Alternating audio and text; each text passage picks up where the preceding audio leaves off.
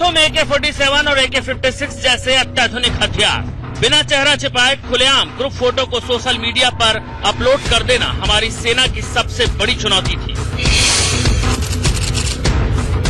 ये बुरहान वानी है, बुरहान मुजफ्फर वानी, उस वक्त हिजबुल मुजाहिदीन का कमांडर। घाटी में त्राल के रसूखदार फैमिली से ताल्लुक रखता था। 10 लाख का इनामी बुरहान वानी कश्मीर के भटके हुए नौजवानों में खासा कुख्यात होता जा रहा था। लंबे समय से सुरक्षा बलों को तलाश थी। पिछले साल जुलाई में त्राल के इलाके में ही बुरहान को सेना ने मार गिराया। बुरहान का खेल खत्म हो चुका है। इस तस्वीर में ये देखिए, 1, 2, 3, 4, 5, 6, 7, 8, 9, 10 और 11, कुल 11 आतंकी। हमारी सेना ने 8 को निपटा दिया है, सिर्फ 3 बाकी है। यहाँ देखिए, ये बुरहान के ठीक ऊपर वसीम अहमद है। वसीम को सेना ने पिछले साल नवंबर में एक एनकाउंटर में मार गिराया। जिस वक्त वसीम अहमद को सुरक्षा बलों ने अपनी गोलियों से छलनी किया, उसकी उम्र 24 साल थी। बुरहान के दाहिनी तरफ ऊपर की ओर AK-47 को दिखाते हुए ये आदिल अहमद है। आदिल अहमद को सुरक्षा बलों ने दक्षिण कश्मीर के शोपिया जिले के दुबजान गांव में साल 2015 के अक्टूबर महीने में ढेर कर दिया। गिनते जाइए, 11 में से 3 का खेल खत्म हो चुका है। अब आगे देखिए, चौथी तस्वीर में दाईं तरफ सबसे किनारे पर बैठा ये 29 साल का निसार अहमद है। हिजबुल से पहले निसार लश्कर में था। सोपोर के अलावा ये उत्तरी कश्मीर और श्रीनगर में। इस तस्वीर में आप सबसे नीचे की तरफ आते हैं, ये देखिए, ये है अब्दुल्ला, उम्र 25 साल। इसे भी सुरक्षा बलों ने साल 2015 के अक्टूबर महीने में एनकाउंटर में मार गिराया। अब आइए ऊपर की तरफ, ये रहा वसीम मल्ला, 27 साल उम्र थी वसीम की, तभी अप्रैल ने इसे एनकाउंटर में मार गिराया। वसीम मल्ला के ठीक बगल में ऊपर की तरफ ये है तारिक पंडित, जो सरेंडर कर चुका है। तारिक पंडित के ठीक नीचे ये है इशफाक हमीद, उम्र है 23 साल। इसे सुरक्षा बलों ने पिछले साल मई में एनकाउंटर में ढेर कर दिया। और सुरक्षा बलों का सबसे ताजा शिकार ये रहा सब्जार, जिसे इसी शनिवार को सुरक्षा बलों ने त्राल में मार गिराया। बुरहान वानी के एनकाउंटर में मारे जाने के बाद हिजबुल मुजाहिदीन की कमान इसी सब्जार अहमद भट्ट ने संभाली थी। सब्जार के बारे में कहा जाता है कि प्यार में नाकामी मिलने के बाद सब्जार आतंकवादी बना था। सब्जार दक्षिण कश्मीर के त्राल का रहने वाला था और बुरहान के बचपन का दोस्त था और सबसे भरोसेमंद था। सब्जार के बारे में एक बात और कही जाती है कि उसने हिजबुल में शामिल होने के लिए सिक्योरिटी जवान से हथियार छीने थे और हिजबुल के सामने आकर खुद को आतंकवादी बनने की बात साबित की थी। इसी के बाद ही उसे हिजबुल में जगह मिली थी। लेकिन सब्जार के एनकाउंटर से जुड़ा एक सीक्रेट भी हम आपको बताएंगे। लेकिन इस तस्वीर के उन 3 चेहरों को देख लीजिए जो जिंदा हैं और जिनका काउंटडाउन शुरू है। ये है सद्दाम पद्दार, जो अभी सुरक्षा बलों के निशाने पर नहीं आया है। सद्दाम के बारे में कहा जाता है कि वो हिजबुल का नया कमांडर बन सकता है। हालांकि खबर है कि फिलहाल रियाज नाइको को हिजबुल ने अपना कमांडर बना दिया है। लेकिन घाटी में सद्दाम का नाम आगे चल रहा था। दूसरा है अनीश, इसके बारे में अभी कोई जानकारी नहीं मिली है, लेकिन ये जिंदा है। तीसरा तारिक पंडित है, जो सरेंडर कर चुका है। यानी टेरर 11 में से अब सिर्फ 3 जिंदा हैं, 2 की तलाश जारी है, 1 सरेंडर कर चुका है। जैसा कि आपने कुछ दिन पहले देखा, हमने साफ साफ बोला था कि हमारे रास्ते में मत आओ या शेरे के रास्ते में मत आओ। हमारे रास्ते में जो भी आएगा उसका ही हाल होगा। जो त्राल में आज सब्जार भाई का हुआ, ये सब्जार भाई जो कर रहा था बहुत गलत कर रहा था। इसने त्राल के हमारे नए मुजाहिदीन को अपने साथ मिलाकर हमारे साथ बगावत की। उसका अंजाम आप लोगों ने देख लिया। पुलिस को भी इन लोगों की छुपने की खबर हमने ही फराहम की। इसलिए हम आप लोगों को ये सलाह देना चाहते हैं कि हमारे और शेरे के रास्ते में मत आओ। मूसा भाई को सपोर्ट करो। जो मूसा भाई के खिलाफ जाएगा, इसका हाल वही होगा जो आज त्राल में हुआ। आपने कुछ दिन पहले इस वीडियो में 2 बातें गौर करने वाली है। पहली तो ये कि सब्जार पर जो आरोप ये आतंकी लगा रहा है, उससे साफ है कि घाटी में आतंकियों के बीच खेमेबाजी हो रही है। और दूसरा, घाटी में आतंकी वर्चस्व की लड़ाई लड़ रहे हैं। इंटेलिजेंस से जो खबरें हैं उसके मुताबिक इस वक्त दक्षिण कश्मीर में 200 आतंकी सक्रिय हैं। पुलवामा जिले में अभी कुल 29 आतंकी हैं, जिसमें हिजबुल से 21 आतंकी जुड़े हैं और बाकी के 8 आतंकी लश्कर के साथ हैं। लश्कर के 8 आतंकी अबू दुजाना के साथ हैं। रियाज, जिसे हाल ही में हिजबुल का कमांडर बनाया गया है, वो भी पहले दुजाना ग्रुप का सदस्य था, लेकिन बाद में रियाज नाइको ने बुरहान वानी के अंडर में हिजबुल को ज्वाइन कर लिया। मतलब साफ है कि घाटी में कमांडर बनने की लड़ाई और एक दूसरे के आतंकियों को अपने साथ शामिल करने की होड़ लगातार चल रही है। हाथों में बंदूक लेकर ये आतंकी जितने खूंखार दिखते हैं उतने ही डरपोक भी होते हैं। इसकी एक वानगी शनिवार को त्राल में देखने को मिली, जब सब्जार को सेना ने घेर लिया। मौत से गिरा सब्जार डरा हुआ था। 10 घंटे तक उसने सेना पर एक भी फायर नहीं किया। वो अपने हैंडसेट से सिर्फ पत्थरबाजों को मैसेजेस भेजता रहा कि किसी तरह उसे बचा लो। जैसा कि आपने इससे एक बात तो साफ होती है कि आतंकी और पत्थरबाज एक दूसरे से। ये अबू हमास है, पाकिस्तान का रहने वाला है और जैश-ए मोहम्मद का डिविजनल कमांडर है। पिछले साल से ये घाटी में सक्रिय है, सेना की हिट लिस्ट में नंबर 1 पर है।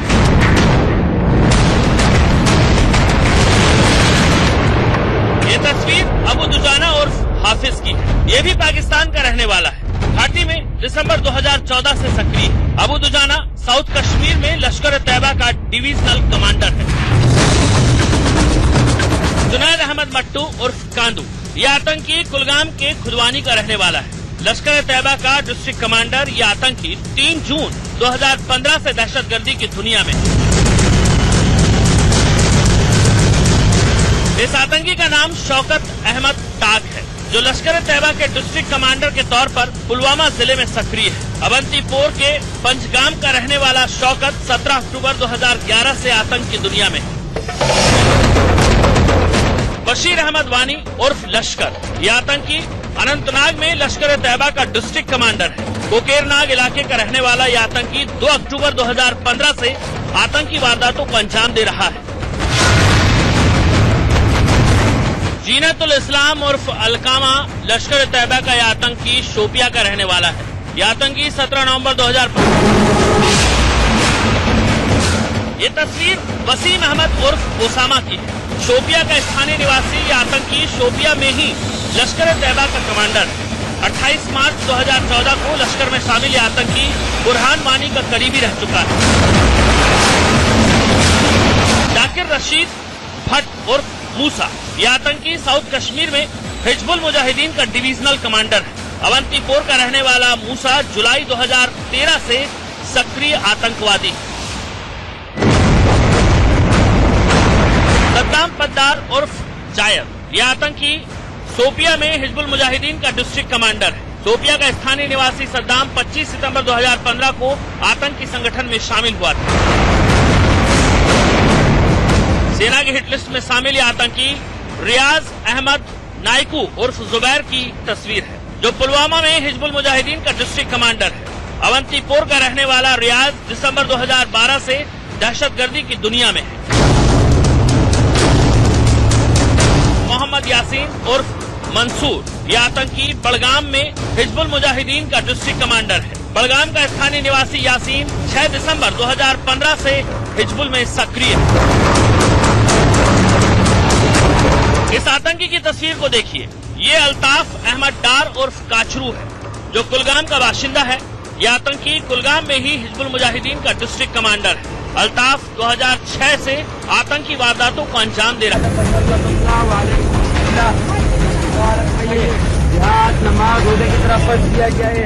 कराची का ये वीडियो पुराना है, लेकिन ये बताने के लिए काफी है कि ठीक ऐसे ही आतंकी संगठन कश्मीर के नाम पर लोगों से पाकिस्तान में उगाही करते हैं। अब वो दस्तावेजी सबूत देखिए जिसमें पाकिस्तानी खुफिया एजेंसी ISI की टेरर फंडिंग का पूरा लेखा जोखा है। भारतीय खुफिया एजेंसियों को कुछ ऐसे दस्तावेज हाथ लगे हैं जिसमें कश्मीर के आतंकियों के लिए भेजी गई रकम का पूरा हिसाब किताब दर्ज है। इन दस्तावेजों के मुताबिक ISI हर महीने शादीशुदा आतंकियों के लिए 10,000 रूपए भेजती है और जिनकी शादी नहीं हुई होती है उनको 8,000 रूपए महीने मिलते हैं, जबकि भगोड़े आतंकियों के परिवार के लिए 1,000 रूपए भेजे जाते हैं। इन दस्तावेजों में कश्मीर के अलग अलग इलाकों में सक्रिय एक आतंकी का रिकॉर्ड है। दिल्ली में फारूक अहमद डार उर्फ बिट्टा कराटे, जावेद अहमद बाबा उर्फ गाजी और नईम खान से पूछताछ कर रही है। सूत्रों के मुताबिक इस पूछताछ में खुलासा हुआ है कि हुर्रियत नेता सैयद अली शाह गिलानी को पाकिस्तान से नियमित रूप में पैसे मिलते थे। पाकिस्तान से अलग अलग चैनल से पैसे मिलते थे। इसमें हवाला और सीमा पार व्यापार से मुख्य रूप से पैसे मिलते थे। दिल्ली स्थित NIA हेडक्वार्टर में तीनों अलगाववादी नेताओं से लगातार 2 दिन पूछताछ हुई। बताया जा रहा है कि इन लोगों से बुधवार को तीसरे दिन भी पूछताछ जारी रहेगी। पूछताछ में तीनों हुर्रियत नेताओं ने खुद भी पाकिस्तान से पैसे लेने की बात कबूली है, लेकिन इनका कहना है कि वो तो इस खेल में सिर्फ मोहरे हैं, असल वजीर तो कोई और है। बताया जा रहा है कि अब तीनों अलगाववादी नेताओं से पूछताछ के बाद एनआईए हुर्रियत नेता सैयद अली शाह गिलानी पर शिकंजा कसेगी। उम्मीद है कि सैयद अली शाह गिलानी से भी दिल्ली में ही पूछताछ की जाएगी। सूत्रों के मुताबिक एनआईए को अब तक की जांच में कई पुख्ता सबूत मिले हैं, जिनके आधार पर एनआईए पाक फंडिंग के मामले में जल्द ही एफआईआर भी दर्ज कर सकती है। सूत्रों के मुताबिक कश्मीर में नापाक फंडिंग का बड़ा जरिया श्रीनगर मुजफ्फराबाद बस सेवा है। बताया जाता है कि कश्मीर के जो लोग पाकिस्तानी कब्जे वाले कश्मीर में अपने रिश्तेदारों से मिलने जाते हैं, उनको सीधे जिहादी कैंपों में ले जाया जाता है, जहां उनके दिमाग में जहर भरने के अलावा रुपए पैसे भी दिए जाते हैं। इसके साथ ही सीमा पार व्यापार करने वाले कारोबारी भी आतंकियों के लिए फंडिंग का बड़ा जरिया है। वहीं आतंकियों तक मोटी रकम पहुंचाने के लिए दुबई और खाड़ी देशों का इस्तेमाल किया जाता है। कश्मीर में पाकिस्तान से हो रहे फंडिंग को लेकर एनआईए सक्रिय हो गई है और अब इस पूरे नेटवर्क को ध्वस्त करने के लिए एनआईए ने जाल बिछा दिया है। आने वाले दिनों में इस मामले में कई गिरफ्तारियां हो सकती हैं। कैमरामैन दिलीप के साथ Rakesh Kumar Singh, India news.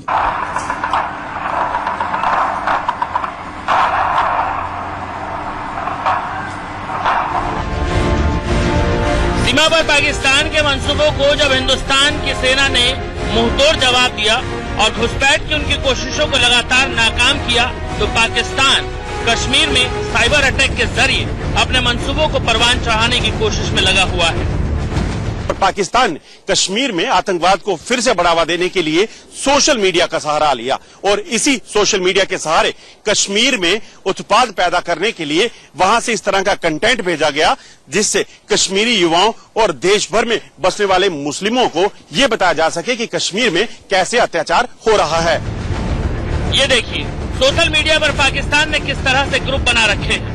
Social media पर सक्रिय इस ग्रुप को देखिए। इस ग्रुप का नाम है कश्मीर बनाएगा पाकिस्तान। अब एक नजर इस ग्रुप में डाले जा रहे मैसेज पर डालिए।